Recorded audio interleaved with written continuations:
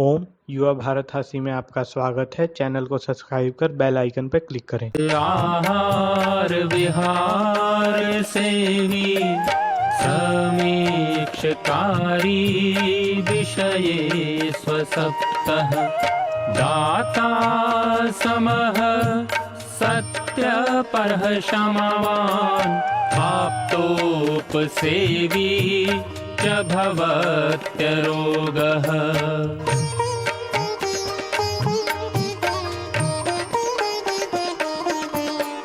मतिर्वचः कर्म सुखानुबन्धी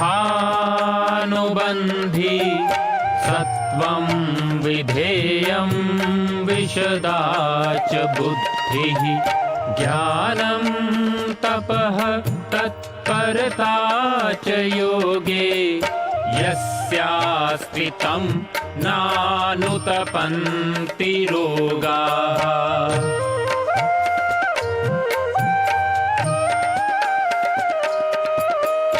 योगेन चित्तस्य पदेन वाचां मलं शरीरस्य च वैदिकेन योपाकरोतं प्रवरं मुनीनां पतञ्जलिं प्राञ्जलिरानतोऽस्मि पतञ्जलिं प्राञ्जलिरानतोऽस्मि पतञ्जलिं प्राञ्जलिरानतोऽस्मि।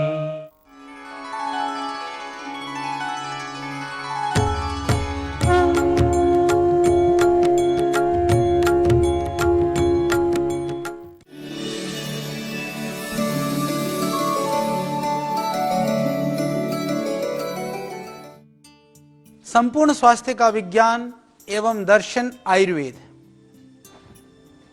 वस्तुतः आयुर्वेद एक विज्ञान ही नहीं अपितु जीवन पद्धति है। हमने इस विषय में काफ़ी चर्चाएं की और अब हम बात कर रहे थे कि रोगों के कारण और उसके बचाव, कि कौन से कारण से बीमारियां होती हैं और बचाव के लिए क्या क्या उपाय किए जाएं। तो बचाव के विषय में हम चर्चा करते हुए प्राइमरी प्रिवेंशन की हम बात कर रहे थे, यानी कि जो प्रारंभिक रोकथाम कैसे किया जाए या प्रारंभिक रोकथाम में योग आयुर्वेद की क्या महत्ता है। मैंने इसकी चर्चा आपसे की, आपने ध्यान से सुना। मैं अब निवेदन करना चाहता हूँ इसको निरंतर आगे ले जाते हुए इसमें जो 7 कारण माने गए हैं वो बाकी जो 6 कारण हैं हम इनके ऊपर चर्चा करेंगे।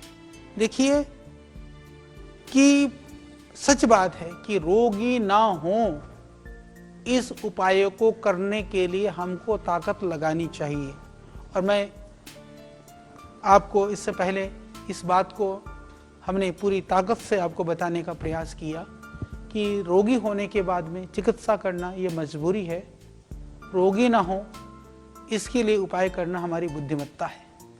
यदि हम रोगों से बचाव के लिए 10% प्रयास करें तो रोगों से हम 90% बच सकते हैं। यानी इधर 10% प्रयास करना चाहते हैं या उधर 90% में आप फंसना चाहते हैं, तो ये आपको सोचना होगा। तो मैं चाहूँगा कि बुद्धिमत्ता इसी में है या हमारी कुशलता इसी में है कि हम 10% को बहाना बना करके ना छोड़ें, 90% के मजबूरी में हमको फंसना पड़े। तो मेरा निवेदन है कि हम अपने दैनिक जीवन में योग को, प्राणायाम को, आसन को प्रश्रय दें, इनका अनुसरण करें, अनुकरण करें, पालन करें, जीवन में अपनाएं। तभी ऋषियों का यह कथन स्वस्थस्य स्वास्थ्य रक्षणम, हम इसको सिद्ध कर पाएंगे। तो यही हमारा प्राइमरी प्रिवेंशन है। इसके लिए जो आयुर्वेद और योग, जैसे हमने आपको एक दिन चर्चा करते हुए बताया था किस तरह से हम हल्दी का दूध, अदरक आदि का सेवन, लहसुन आदि का सेवन, तो ये जो प्राकृतिक और आयुर्वेदिक सहज उपलब्ध उपाय हैं, ये ऋषियों की हमारे लिए देन है, उनका हमारे ऊपर उपकार है। इसीलिए हम शास्त्रों में भी इसलिए हम कहते हैं मातृवान पितृवान आचार्यवान पुरुषो वेदः, यानी कि हम पैदा होते ही कहते हैं कि जिसकी माता धार्मिकी है, पिता विद्वान है, अच्छे गुरुजनों का आश्रय है, तो वो बहुत ही सौभाग्यशाली है। इसीलिए हम पितृऋण, देव ऋण और हम इसकी कल्पनाएं करते हैं। हम लोग ऋषि ऋण है, पितृ ऋण है, देव ऋण है। ये 3 ऋणों के लिए हम कहते हैं, हम जिस दिन पैदा होते हैं, जिस दिन धरती में आ जाते हैं, तीनों ऋणों से हम उस समय पर जकड़े हुए होते हैं। उन 3 ऋणों को स्मरण रखने के लिए जब हमारी बुद्धि थोड़ी ठीक हो जाती है, तो हमारे यहाँ जो परंपरा रही उपनयन की, जिसको जनेऊ या यज्ञोपवीत कहते हैं, उन 3 ऋणों से हम बंधे हुए हैं। 3 ऋणों से मुक्त नहीं हो सकते हैं। तो 3 ऋण कौन से हैं? कि जो माता पिता ने जो हमको उपकार किया इस धरा पर ला करके, विद्या से लेकर के, शिक्षा से लेकर के, जितने भी कष्ट को सहन करते हैं, वो ऋण हमारे सर पर हमेशा होता है, हम उसको भूले नहीं। इसी तरह से देव ऋण क्या है कि जितने भी, चाहे वो जल है, वायु है, अग्नि है, आकाश है, पृथ्वी है, नदियां हैं, वृक्ष हैं, जितने भी अखंड जो ये ब्रह्मांड है, वो उसका हमारे ऊपर ऋण है। जिस जल से हम प्राण पाते हैं, जिस अन्न से जीवन पाते हैं, फिर इसी तरह से जो ऋषि लोग हुए, जितने भी हमारे पूर्वज हुए, उन पूर्वजों ने हमारे लिए जितना जो उपकार किया है, एक एक ऋषि ने अपने आप को, कणाद जैसे ऋषि हुए, हमारे यहाँ दधीची जैसे ऋषि हुए, उन्होंने किसी जाति के लिए, किसी कास्ट के लिए, आज जाति के नाम पर, आज धर्म के नाम पर जो एक लड़ाई और झगड़ा, यदि आप थोड़ा सा प्राचीन काल की ओर दृष्टिपात करोगे, तो उन्होंने मनुष्य मात्र की बात करी। उन्होंने कभी यह नहीं देखा कि इसका प्रयोग कौन करेगा। उन्होंने ये देखा कि मानवता जो पीड़ित है, उस मानवता की पीड़ा को कैसे दूर किया जा सकता है। जैसे मैंने पहले भी कहा, हमारी तो प्रार्थनाएं भी वह बहुवचनांतक हैं। हमने सबके लिए बात करी। हमने ये नहीं कहा कि वो भगवान मेरे को मोक्ष दे दे, हमने तो सबको ले जाने की बात करी। हमने नहीं कहा कि भगवान तू मुझे ही सिर्फ सुख दे दे, हमने सबके लिए कहा सर्वे भवन्तु सुखिना सर्वे सन्तु निरामया। ये हमने प्रार्थनाएं करी। तो इसीलिए इस चीज़ को हम समझें, और अब भी नहीं समझें तो हम कब समझ पाएंगे। तो मैं बात कर रहा था कि बचाव के और जो उपाय, बचाव के उपाय में हम बात करते करते पहुँचे थे द्वितीय जो रोकथाम है, सेकेंडरी प्रिवेंशन। इसका जो लक्ष्य होता है कि जिस रोग का आक्रमण एक बार हो गया हो, दोबारा ना हो। जैसे कि किसी को हार्ट अटैक हो गया तो दोबारा ना हो, किसी को पैरालिसिस हो गया, किसी को अस्थमा हो गया, तो इस तरह की चिकित्सा करें हम कि दोबारा उस स्थिति में वो ना पहुँचे। तो इसके लिए क्या करना चाहिए? तो इसके लिए एलोपैथी के अंदर जो औषधियाँ दी जाती हैं, जो दवाइयाँ दी जाती हैं, जो उपाय किए जाते हैं, तो वो उसके लिए बहुत तरह की चिकित्साएं की जाती है। पर आयुर्वेद के अंदर यदि हम थोड़ा सा ध्यान दें तो आप देखेंगे कि जो शोधन की चिकित्साएं हैं, जो शमन की चिकित्साएं हैं, वो हमारी इतनी कारगर हैं कि सेकेंडरी प्रिवेंशन के लिए भी आप देखेंगे हमारे पास पैरालिसिस होने के बाद बहुत रोगी आते हैं।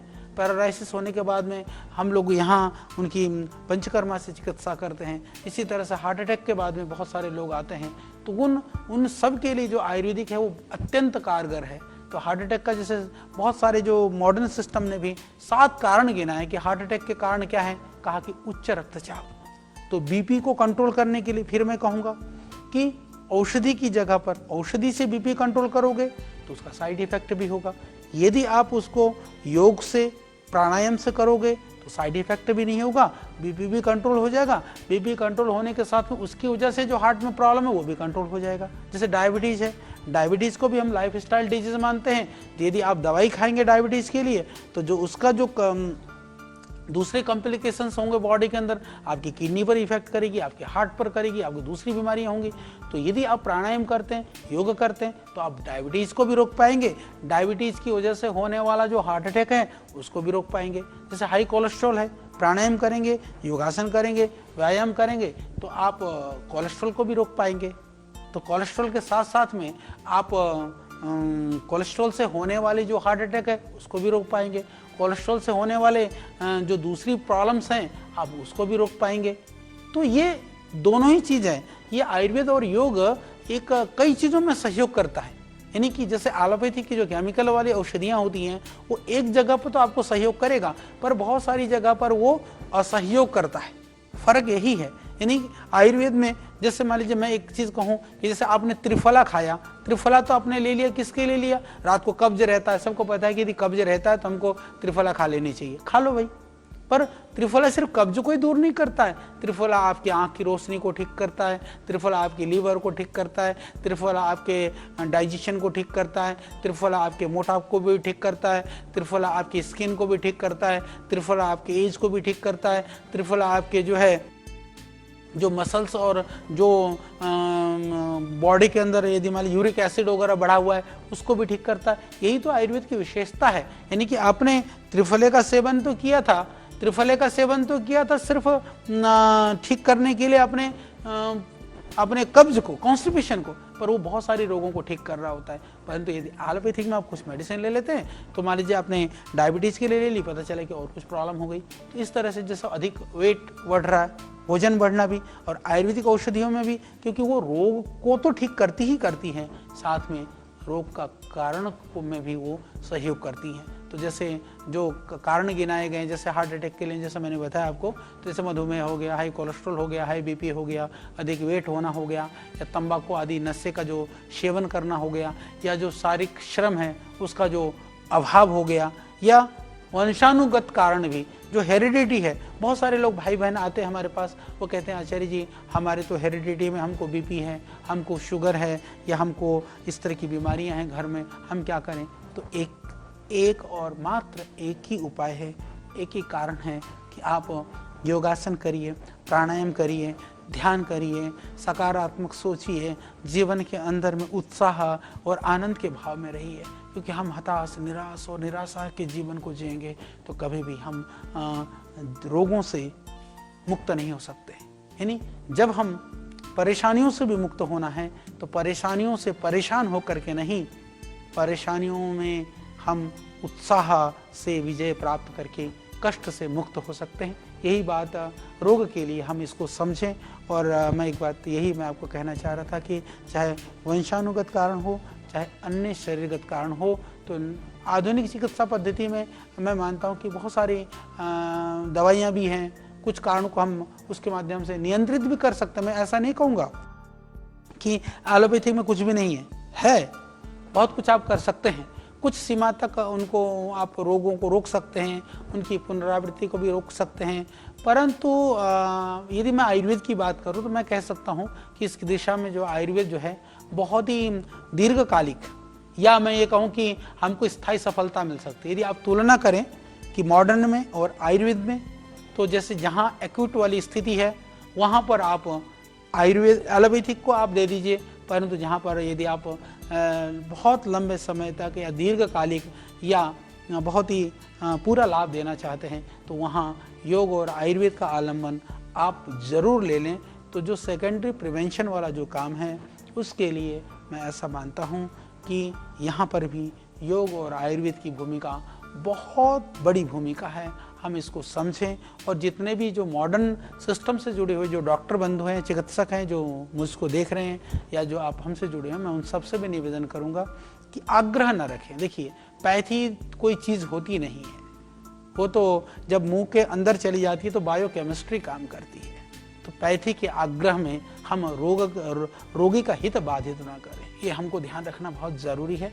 तो रोगी का हित जिसमें होता हो, हाँ ठीक है, मैं मानता हूँ कि आपने जिस विधा को पढ़ा है, जिस विद्या को आपने जाना है, आप उसी विधा के अंदर उन चीज़ों का समाधान ढूंढेंगे।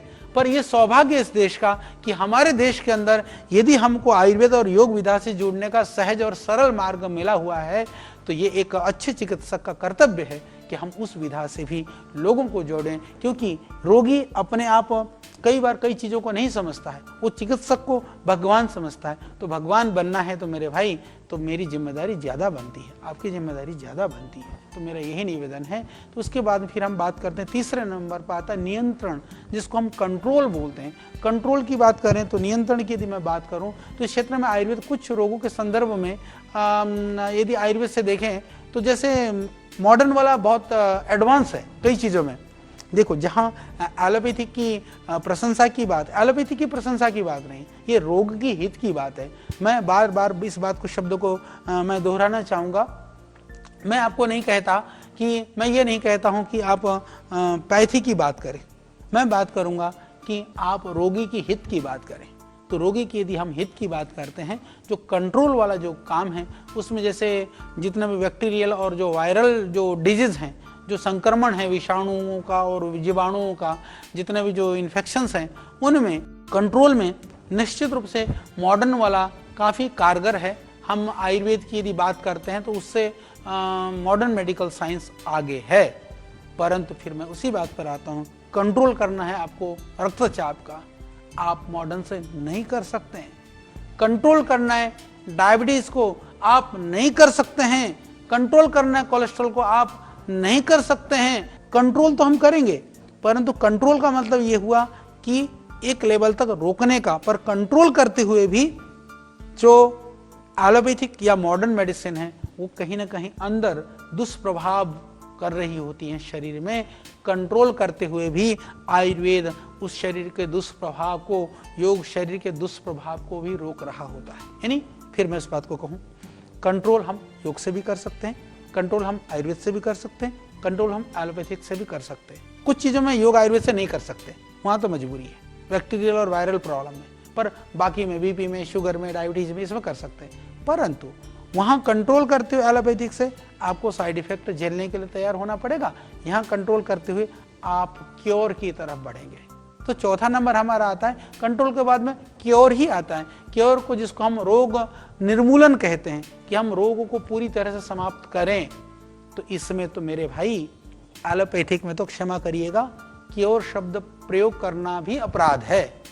कि किसी रोग को हम ये नहीं कह सकते हैं कि जुकाम भी क्योर होता है। तो जहां जिस मेडिकल साइंस की डिक्शनरी में ही जिस शब्द का उच्चारण ही अपराध हो, तो फिर आप कैसे आशा कर सकते हैं कि वहां से ये सारी डिजीज क्योर होंगी। परंतु आयुर्वेद में अनेक रोग पूरी तरह से हम क्योर कर सकते हैं, और जो आयुर्वेद पद्धति में जो क्योर नहीं होने वाले जो रोग हैं वो कुछ हैं जो एकदम क्योर के लिए हम नहीं कह सकते हैं। बाकी बहुत सारी बीमारियां ऐसी हैं। फिर मैं यही कहूँगा कि जो बैक्टीरियल और वायरल प्रॉब्लम्स हैं उसमें कहीं ना कहीं एलोपैथिक, पर कई जगह पर, जैसे मान लीजिए कि आयुर्वेद में भी जो जितने भी, जैसे डेंगू है, डेंगू का हम पूरी तरह से क्योर करते हैं। बहुत अच्छी औषधि हमने डेंगू नील बनाई, उसके ऊपर इंटरनेशनल जर्नल में पब्लिश हो चुके। हेपेटाइटिस बी के लिए या लीवर सिरोसिस के लिए, इस तरह की जो क्रिटिकल डिजीज हैं उसके अंदर भी आयुर्वेद आज बहुत ही बेहतरीन काम कर रहा है। कोलाइटिस के लिए, जिसको इरिटेबल बाउल सिंड्रोम है, जो कुछ नहीं समझ में आए तो कह देते हैं इरिटेबल बाउल सिंड्रोम है, उस तरह के रोगों के लिए तो हमारे पास, जैसे ब्रोंकाइटिस के लिए, अस्थमा के लिए, कितना भी भयानक अस्थमा हो, नेचुरोपैथी से, योग आयुर्वेद से, उसमें से 80-90% जिनको बार बार ऑक्सीजन लेना पड़ता है, इनहेलर लेना पड़ता है, वो भी ठीक हो जाते हैं। अर्थराइटिस के लिए यदि मैं बात करूं, हमारे पास आज भी लाखों, हजारों नहीं, सैकड़ों नहीं, अर्थराइटिस के लाखों रोगी हमारे पास हैं। उनमें से लाखों रोगी पूरी तरह से ठीक हैं। अब मैं सोरियासिस की बात करूं, सर दर्द की बात करूं, कितने मैं रोगों की बात कर सकता हूं, कितनी बीमारियों की बात कर सकता हूं कि आज आयुर्वेद की वजह से पूरी तरह से ठीक हैं, निर्मूल हो करके बैठे हैं। यानी कि मैं आप सब लोगों को ये निवेदन करना चाहता हूं कि आयुर्वेद के अंदर में रोगों को निर्मूल करने की, यानी रोगों को क्योर करने की बहुत अपार संभावनाएं हैं, बहुत ज़्यादा है।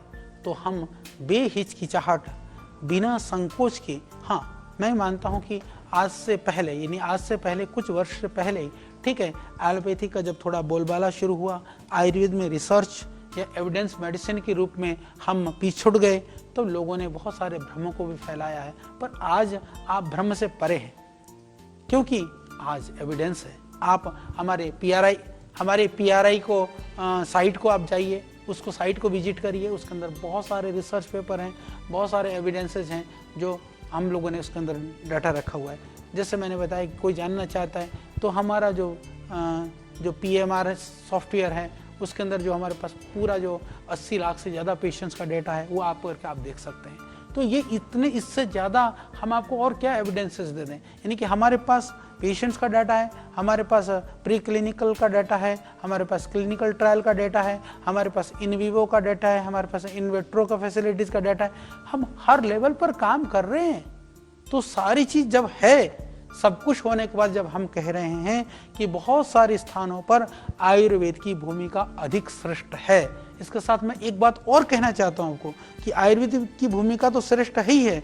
हमको बैठ करके ये चिंतन भी आज होलिस्टिक अप्रोच की बात की जाने लगी है। कुछ जो अच्छे मॉडर्न के साइंस के जो डॉक्टर वो भी कहते हैं, मैं भी इस बात के लिए बिल्कुल आपके पक्षधर हूँ कि होलिस्टिक ट्रीटमेंट वाली जो बात भी हमको करनी चाहिए। क्योंकि बात इसलिए करनी चाहिए कि कहीं कहीं पर जहाँ मॉडर्न सिस्टम से ज़्यादा लाभ हो सकता है उतना उसको करें, परंतु जहाँ आयुर्वेद से हो सकता है वहाँ पर उसको करें। यानी कि हम दोनों को मिला करके संयुक्त चिकित्सा यदि आवश्यकता पड़े तो ये भी करनी चाहिए। पर दुर्भाग्य से बहुत सारे ऐसे हमारे जो मॉडर्न के जो चिकित्सक हैं, डॉक्टर हैं, हे तू आयुर्वेदिक दवाई ले रहा, बिल्कुल मत लेना। भाई ये क्या बात है, क्या ले रहा है, क्या खा रहा है, उसमें क्या है, वहाँ तक जानने की वो जहमत नहीं उठाना चाहते हैं। ये तो बहुत ही आग्रह।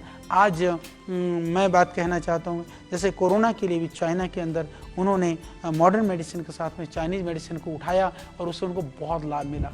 पर दुर्भाग्य से हिंदुस्तान में आज भी हम ताकत लगा रहे हैं कि आपको कोरोना के लिए आयुर्वेद में बहुत सारे औषधियाँ हैं। मेरे कई हमारे पेपर भी पब्लिश हो चुके हैं इंटरनेशनल जर्नल में कोरोना के ऊपर। पर दवाइयाँ आज जो हमारे पर भरोसा रख करके बहुत सारे भाई बहन खा करके वो कोरोना पॉजिटिव था, नेगेटिव होकर के घर आ गए, पर हमको क्लिनिकल ट्रायल के लिए हमको नहीं मिल पाई। ये दुर्भाग्य की बात है। तो यदि हम मिल बैठ करके करें तो ये कर सकते हैं। तो यही मैं कहना चाह रहा था, जो एक्यूट मैनेजमेंट के अंदर भी जैसे मैंने कहा कि आज हमको एलोपैथी का बिल्कुल आश्रय लेना चाहिए। जैसे हृदयाघात है, पैरालिसिस हो जाता है या एक्सीडेंट हो जाता है, या जैसे शल्य चिकित्सा जैसे कि सर्जरी वगैरह के लिए जो स्थितियां हो जाती हैं, उनमें बिल्कुल हमको मॉडर्न चिकित्सा का आश्रय ले लेना चाहिए। परंतु आयुर्वेदिक क्षेत्र में भी अभी हमको और अनुसंधान करने चाहिए। आयुर्वेद की जो शल्य चिकित्सा है उनको पुनः प्रतिष्ठापित करना चाहिए। जैसे मैंने कहा कि आयुर्वेद में आज भी क्षार सूत्र के लिए जब फिस्टूला हो जाता है, बिल्कुल अंदर तक पहुंच जाता है, मॉडर्न सर्जरी के अंदर में कोई भी ऐसी विधा नहीं है, ऐसा उपाय नहीं है कि जो आप उसे रोक सके। सिर्फ आयुर्वेद आज भी रोकता है। इसी तरह से जो अंग प्रतिरोपण करने वाली जो अवस्थाएं आदि को आगे बढ़ाने की आवश्यकता है। इसी तरह से जो लास्ट में हम जो 6 और 7 नंबर की हम बात करते हैं, जो पुनर्स्थापन और समन वाला जो जैसे हम बात करते हैं रिहेबिलिटेशन और जो पैलिएशन वाली जो बात करी जाती है, दोनों ही उपचार जो प्रक्रियाएं कारगर हैं हमारे आयुर्वेद में, हमारे ऋषियों ने, क्योंकि यह सहस्रों वर्ष पुरानी है, सस्ती है, सरल है, प्रामाणिक है, सुरक्षित है, ये वैज्ञानिक धरोहर है। इसीलिए हम अपनी जो संस्कृति का संरक्षण आयुर्वेदिक चिकित्सा को माध्यम को लेकर के बहुत सारे काम कर सकते हैं।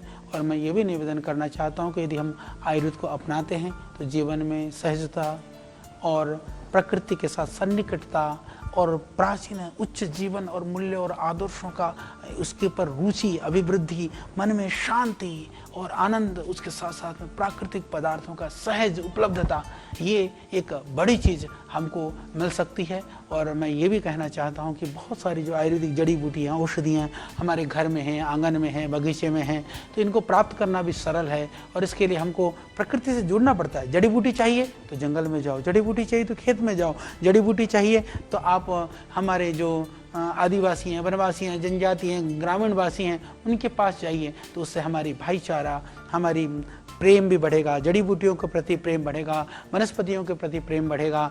और जो है हम अपने जीवन की रक्षा के लिए हम प्रकृति रक्षा करने का भी हमारे ऊपर एक भावना बढ़ेगी। और मैं इससे आगे बात करूं तो विदेशी जो पैसा है जो विदेशों में चला जाता है, हमारे देश की अर्थव्यवस्था जो बिगड़ रही है वो भी सुधरेगी और उससे उसका संरक्षण भी हो जाएगा। और सारी चीज़ें यदि हमारे देश में उपलब्ध हो जाती हैं तो विदेशियों से मंगाने के लिए विदेशी मुद्रा को हमको खर्च नहीं करना पड़ेगा।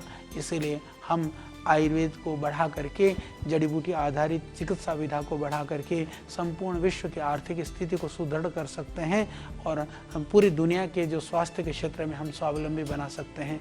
और मैं ये भी मानता हूँ कि जब जड़ी बूटियों का प्रयोग ज़्यादा बढ़ेगा तो हम अपनी कृषि को बढ़ा करके, जड़ी बूटी के कृषि कार्य को बढ़ा करके किसानों की आय में भी वृद्धि कर सकते हैं और पर्यावरण का भी संरक्षण कर सकते हैं। और बड़ी बात यह है कि योग और आध्यात्म पूरक हैं। इसके माध्यम से हम अपने सिर्फ आध्यात्मिक ही नहीं, भौतिक ही नहीं, अपनी संपूर्ण उन्नति कर सकते हैं।